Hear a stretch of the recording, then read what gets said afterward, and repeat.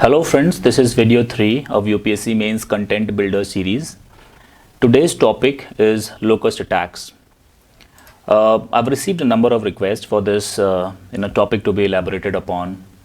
So let us begin this topic and see where our interests are. So India is primarily an agricultural country. So too many people, almost 50% of our population is dependent on agriculture, directly or indirectly. So anything that affects agriculture would be affecting our livelihood too. It's a huge constituency in India. That is one interest. Ecology and environment, food security, definitely again related to agriculture. And since it is also comparable to plague-like situation, we can even look at it through the disaster and its management perspective, which comes in UPSC's the syllabus GS3. So after having seen these interests, let us move on. What is the context? Several parts, western, central of India, actually have experienced heavy infestation of locust in over the past month or so. It was already there in the month of Feb, March. We could hear news that Pakistan and Oman and other places in West Asia are getting infested, but then they were traveling at that time towards India. So these locusts can actually devour crops, foliage, and actually leave a huge devastation in its wake. So the outbreaks of the insects attacks have been reported in India, in Gujarat, Rajasthan, Madhya Pradesh, like I said, central and western parts of India, and even to Uttar Pradesh.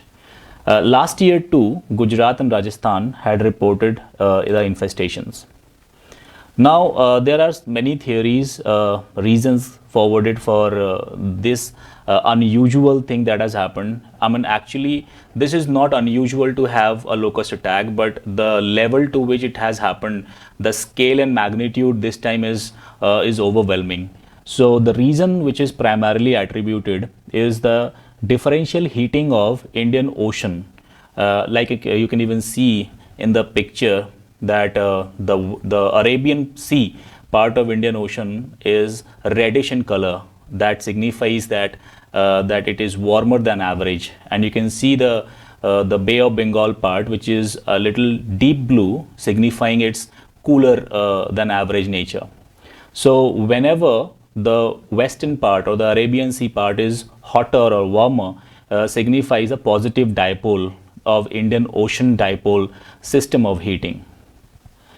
This kind of a system or this feature actually helps to bring excessive rains to India, and also to a great extent on the Western Asia, Western Africa too. That is the western part of Asia, Eastern Africa. There is an expert named Anil Sharma. He suggested few things to be looked into before finally coming to some kind of conclusion and giving this IOD theory as a substantial approval.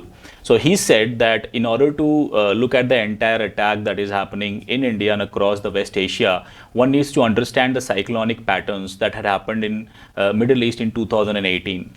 He attributed two events. One was Cyclone Mekunu that happened in May 2018. Another one was Cyclone Luban that also happened in October 2018. And both of them actually hit Arabian Peninsula. And these two cyclones, even at that time in 2018, towards the end of it, had created favorable conditions for locusts to breed and proliferate. Now coming back to IOD, I just wanted to elaborate upon it because this has been in news for some time, and a bit of detail requires a bit of scrutiny as well over this one. So here I have just taken the positive IOD, the one which is of more use and importance here. So you can see how the circulation, the air circulation is taking place. The warm and moist air at the Arabian Sea side is actually going up, getting cooled. The condensation is taking place, and you can see the green patch over the Horn of Africa. Actually, that is the patch where a lot of infestation, the breeding ground of locust is, and the origination has happened. And from there only, the locust swarm had started moving towards its east, coming to India, crossing over the Arabian Peninsula. Let's see another diagram that has actually gotten the labels. So you just go through the labels, see what is written, understand the location and geography, and ensure that if some objectives are coming from this picture, you're able to answer. I move on. Now effects of Indian Ocean Dipole. The Indian Ocean Dipole was actually so strong that it overrode the concerns of drought in India last June. In 2019, up till June, July, it was been conjectured that it will be a drought year because long period average of rainfall was not getting exceeded or nowhere close to that to be called a normal rainfall year. So it was almost a drought till July. But because of strong IOD in 2019, it was realized that we had a torrential rainfall and we even exceeded the average, which was seen in decades. It also lasted nearly a month more than normal. So the spread of the monsoon across the year was exceeded by 1 month. So this extended rainfall continued over several parts of West Asia too, because of IOD, like we said, and like we saw that red patch over the Arabian Sea and extending over to the Green Horn as well, the Horn of Africa. So this extended rainfall happened over West Asia, Oman, Yemen, and in Horn of Africa like Ethiopia, Somalia, Kenya. So look at the countries, those are there in Horn of Africa. UPSC may ask you questions of the countries located in that very horn, that patch. So much so that the dry sand in that zone became heavily moisture laden, and this moisture laden sand actually facilitated the formation of several locust swarm. East Africa in fact had its wettest rainfall season in over 4 decades, even during October and November. So you can understand the level to which this IOD had played, and that helped the locust swarm breed and then proliferate. The dangers of locust swarm, let us look at it in a bit of detail. Not exactly the dangers of how it affects individuals, but more as a society, on a nation. Somalia announced a nationwide emergency due to outbreak in February 2020. Pakistan declared a national emergency for second time this year only, 2020, in April. The normal locust season in India spans from June to November and coincides with Kharif season. So the entire monsoon is yet to arrive properly. So if we look at the context, look at the things which is happening in India. So we've already gotten this attack of locusts. The plague is already here and it's moving towards east from the west after entering through Rajasthan and Gujarat. But we see that what is the normal average and how it has been documented so far, that in India this locust season is from June to November and we are just about to begin June. So we haven't yet entered June and we have already gotten infected and infested with these. So entire monsoon season is there for us to go through, and the swarm is already in. So it's a major problem for us. Now let us look at this small picture, and we've got the important main details. Just go through them. This is about the locust. I'm just reading it through. Desert locusts normally live and breed in semi-arid and desert regions. We all know that by now. They are more likely to breed in Rajasthan, hence, and not in Indo-Gangetic. This could be a question that, these are mostly found in Godavari and Kaveri Delta. So this may not be the right answer. Locusts aren't dangerous as long as they are individual hoppers or moth. So small isolated groups aren't in solitary phase, are not that dangerous. The crowding induces behavioral changes and transformation from solitary to gregarious phase, that they start forming swarms. A single swarm contains around 40 to 80 million adults in 1 square kilometer, and they can travel up to 200 kilometers in a day. And one more thing, that these locusts, individual locust is around 2 grams weight, and they can eat 2 grams of food every day. So you can estimate that 80 million individuals in a swarm can eat how much. So it is also calculated that a swarm of that much magnitude can consume what 35,000 people consume in a day. So that is huge, basically, from any calculation. Now let us look at the movements outside India where it happened. So we've already known these things, only the geography is going to be made a little more familiar. You see that red patch, it was green over there just to show that greenery and excessive rainfall. Here it is just to show the infestation. So the Ethiopia, Somalia and Kenya, you see that green, the red patch, which is the Horn of Africa, that is the main breeding ground. From there it travels in red dotted lines over the peninsula, Arabian Peninsula, and crosses over to Iran, Afghanistan, Pakistan, and then you can see a number of dots over there in India too. Now let us look at the movement that has happened so far in India. Now previous one was outside India, and the trail now we are showing is within India. Now the swarm actually, like we said, that arid and semi-arid areas are the right areas for them to come breed. So Rajasthan obviously becomes the main favorable ground. They have moved into Madhya Pradesh as well and Maharashtra. So the east to west movement is naturally happening because they are coming from west. Now another reason that aided in this process was a cyclone Amphan in Bay of Bengal. These swarms also follow the wind movement, the direction of wind. So there, since the cyclone Amphan was a low pressure center and it attracted a lot of air from west towards it, since it was happening in Bay of Bengal. So there was a westward wind flowing towards it. So this westerly wind that was flowing towards cyclone Amphan, because of genesis of that cyclone, these swarms also followed through and they entered more towards the other interior and eastern parts of India, like Uttar Pradesh, Madhya Pradesh, even going southward. But the probability of them going down south is very low. So from here we can see there are two meteorological drivers behind the current locust invasion. One, the unseasonal heavy rain in the main spring breeding tract, and then the strong westerly winds. Moving over.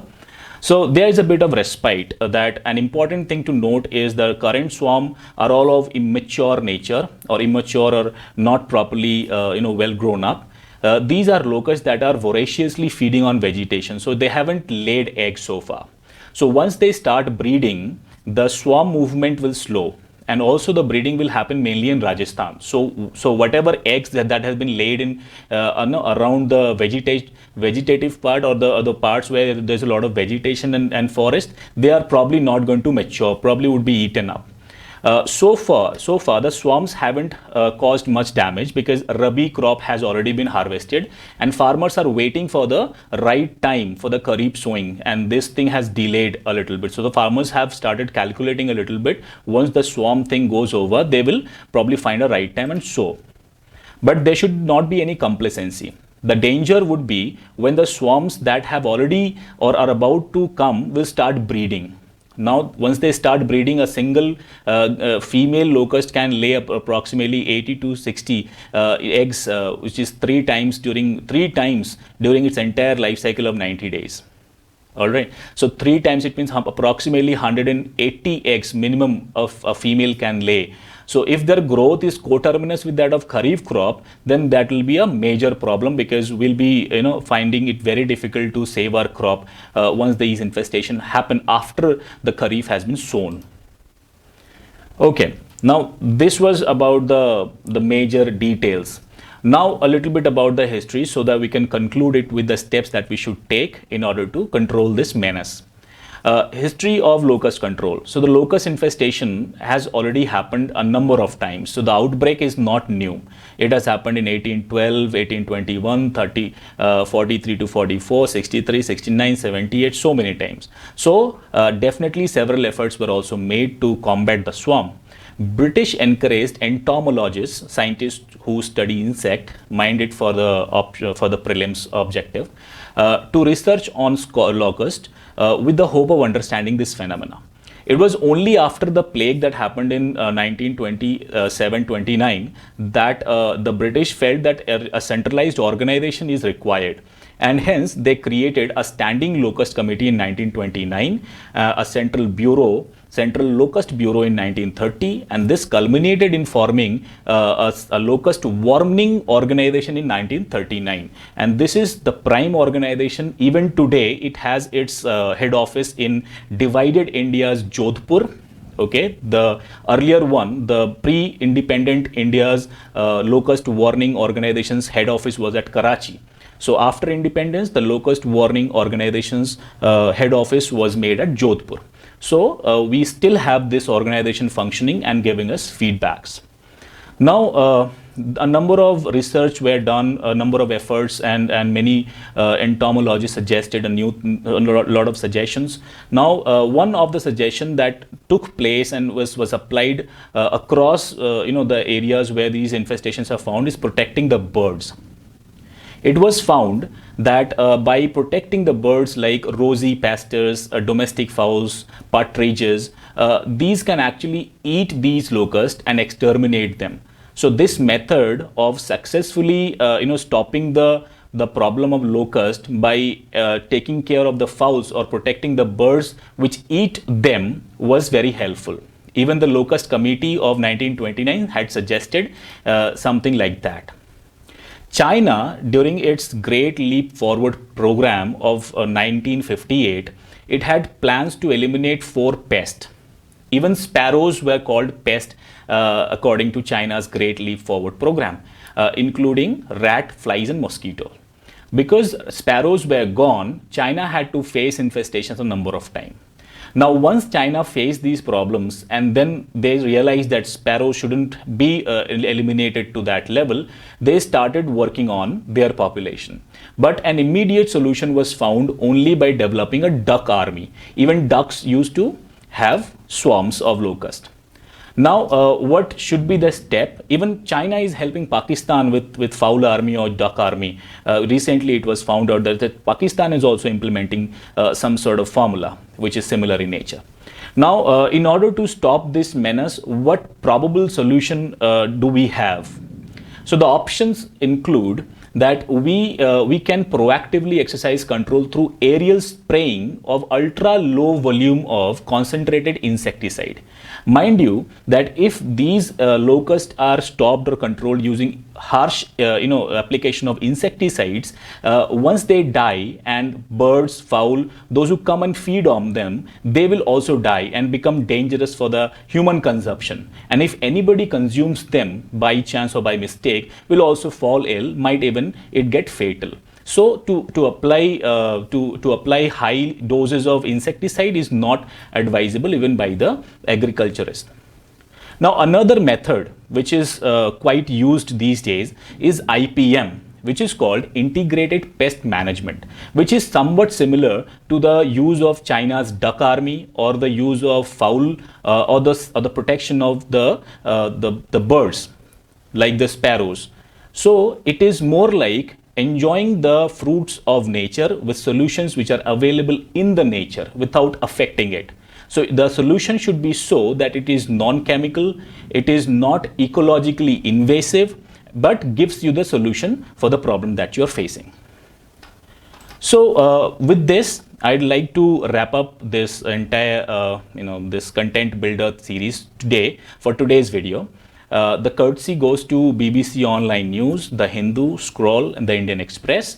The information that you have seen here is actually a kind of segregation or collection of or collation of information that I've received from all these 4 news articles online. So it is time to share, care, and like and subscribe. Thanks for watching, guys. And if you have any topic that you want to leave your suggestions for, I can make the videos. You can leave the suggestions at info@calendarstudy.com, or you can even write down at the comment section. Thank you. Take care.